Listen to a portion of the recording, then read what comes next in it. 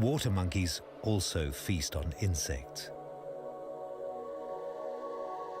They patrol close to the surface, scanning the branches for possible prey.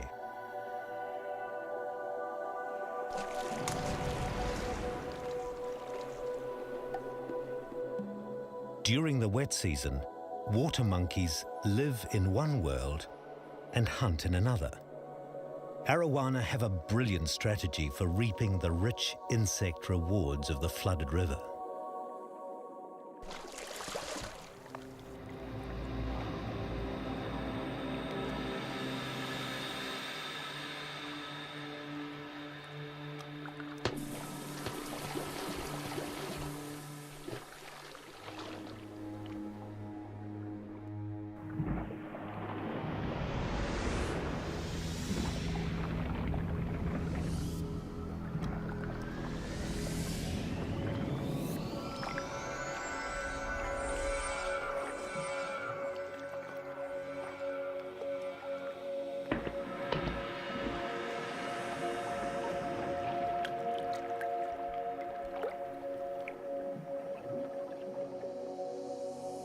Just as water monkeys benefit from this time of plenty, so do other fish.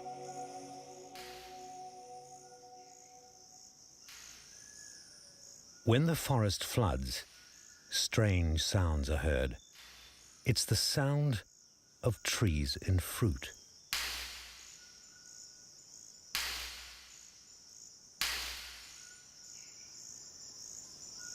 These exploding nuts are from rubber trees, one of Amazonia's most famous. As they ripen under the heat of the glaring sun, their surface skins shrivel, releasing the nuts.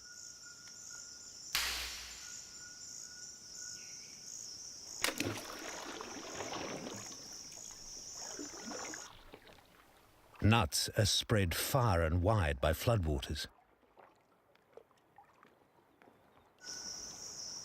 Even when soaked in water for a long time, the nut's waterproof shell prevents rot and protects from predators. But the tambaqui has found a way to crack this problem.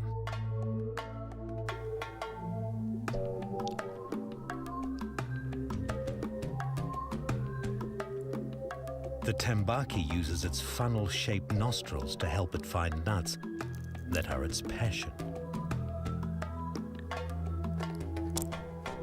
Its powerful jaws and teeth are perfect nutcrackers.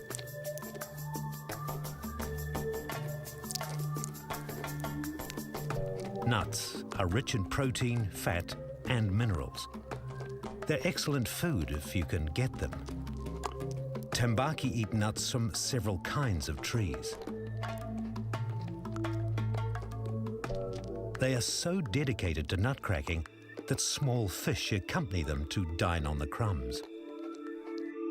Most trees produce fruits and nuts during the wet season, so tambaqui do most of their feeding at this time. Later in the year, they must use other strategies to survive. Another dedicated fruit and nut eater lives high up in swamp forest trees. Wakari is one of the few monkeys in the world with teeth and jaws strong enough to crack nuts and seeds. They form most of its diet. In Amazonia, a fish and a monkey have both become specialized to gain the riches of the nut harvest. Another mammal living in the flooded forest is the three-toed sloth. Sloths devour the leaves of cecropia trees. The tree is protected by stinging ants, but they're no deterrent to thick-furred sloths. The leaves offer little nourishment, so sloths must spend most of their time eating and use as little energy as possible, apart from holding on, as this baby is doing.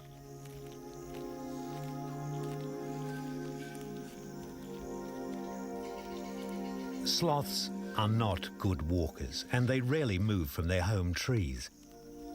But when a sloth does need to move, it much prefers to swim.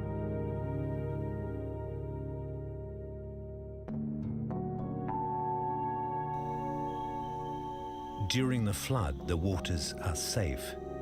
There are no enemies. This is the best time to move from tree to seek new food, or maybe to strike out in search of a mate.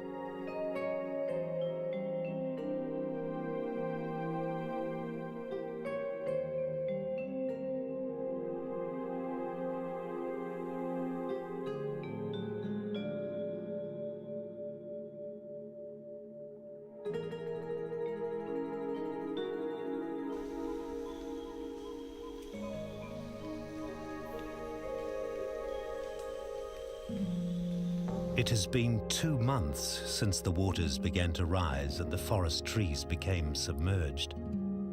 They will remain submerged for months to come. Normally, trees would die after just a few weeks of flooding because their roots cannot receive oxygen. But the roots of these Amazonian trees can survive being submerged for much longer due to a special adaptation. When their roots become waterlogged, a membrane forms on the outside of the root.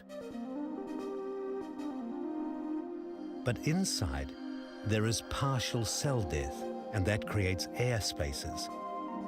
These spaces act as air holes to transfer oxygen and remove toxins. This strategy allows the trees to succeed in 2 very different worlds. Amazingly, there is greater diversity of trees where the forests are submerged than anywhere else in Amazonia. The coming of the floods and submerging of the forests is the trigger for another important event. It's the time when many fish begin breeding. This discus fish uses its narrow body to penetrate deep within the foliage to lay eggs where enemies won't find them. It constantly watches over the precious brood for 2 days until hatching.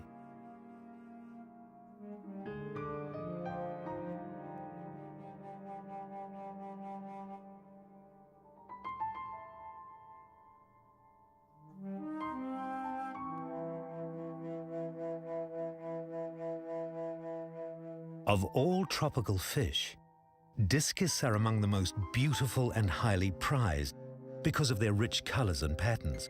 But during spawning, their bodies lose the rich pattern and become darker as they prepare to give their offspring a precious gift. A day after they hatch, the fries start swimming. They keep very close to mother and father, so close, some appear to be mouthing the bodies of their parents. In fact, the first meal for young discus is a mucus secretion from the skin of their parents called discus milk.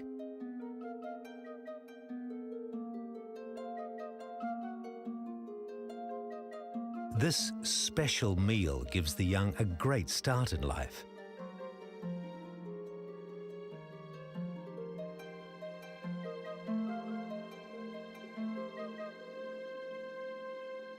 At breeding time, some fish go to extraordinary efforts to find a safe place to lay their eggs.